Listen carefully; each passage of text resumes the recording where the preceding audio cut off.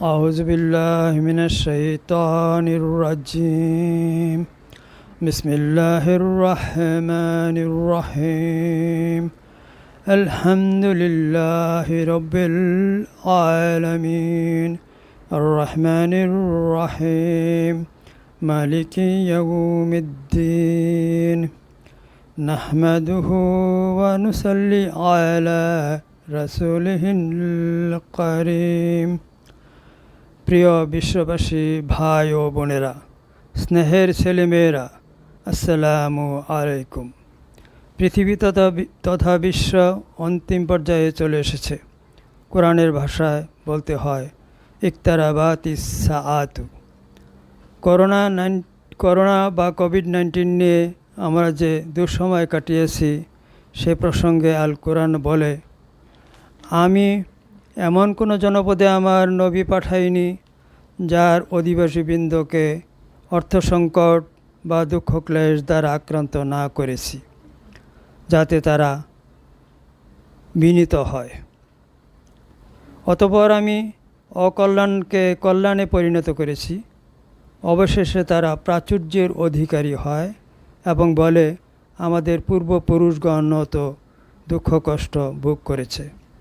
অতঃপর অকস্মাৎ তাদেরকে আমি পাকড়াও করেছি, কিন্তু তারা উপলব্ধি করতে পারেনি। সূরা আরাফ 94-95 আয়াত। সুতরাং অচিরে আমরা ঈসা আলাইহিস সালামের কণ্ঠে শুনতে পাব, তিনি মানুষকে শেষবারের মতো স্রষ্টার নির্দেশ মেনে জীবন কাটাতে উপদেশ দিবেন। পরিবেশ যেমন পরিচ্ছন্ন হয়ে উঠছে, তেমনি মানুষের ধৈর্য ধারণ ক্ষমতাও বেড়ে যাচ্ছে।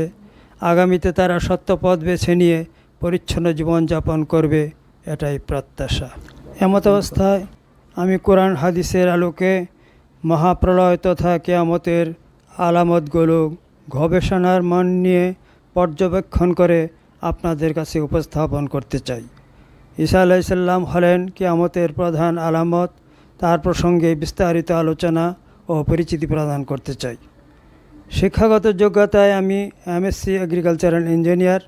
কর্মজীবনে ছিলাম চিফ সায়েন্টিফিক অফিসার। বর্তমানে আমি বাংলাদেশের ময়মনসিংহ জেলার বাসিন্দা। আমার জীবনে অনেক আল্লাহ প্রদত্ত ঘটনা রয়েছে যা কোরআন ও হাদিসের সমর্থিত। সুসময়ে ঘটনাগুলোর ব্যাখ্যা প্রদান করব ইনশাআল্লাহ।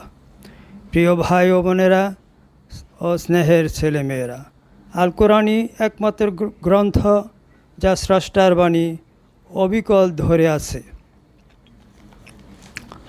কোরআন বলছে,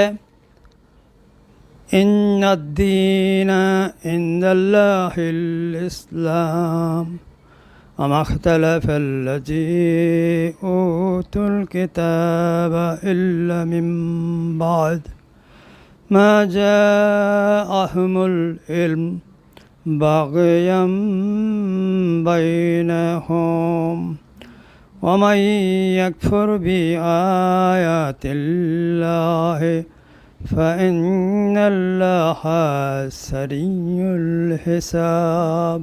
অর্থাৎ, নিশ্চয়ই আল্লাহর কাছে গ্রহণযোগ্য ধর্ম হলো ইসলাম, আর যাদের প্রতি কিতাব দেওয়া হয়েছে কেবলমাত্র তাদের নিকট জ্ঞান আসার পরই, অর্থাৎ আলেম হওয়ার পরই পারস্পরিক বিদ্বেষের বশবর্তী হয়েই মতবিরোধিতায় লিপ্ত হয়েছে।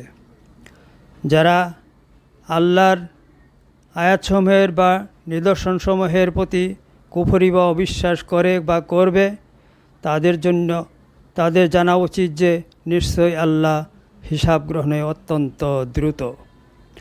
সুতরাং ধর্মে জ্ঞান সম্পন্ন ব্যক্তিদের পারস্পরিক প্রতিহিংসার কারণে পৃথিবীতে বহুবিধ ধর্মীয় দল উপদলের সৃষ্টি হয়েছে।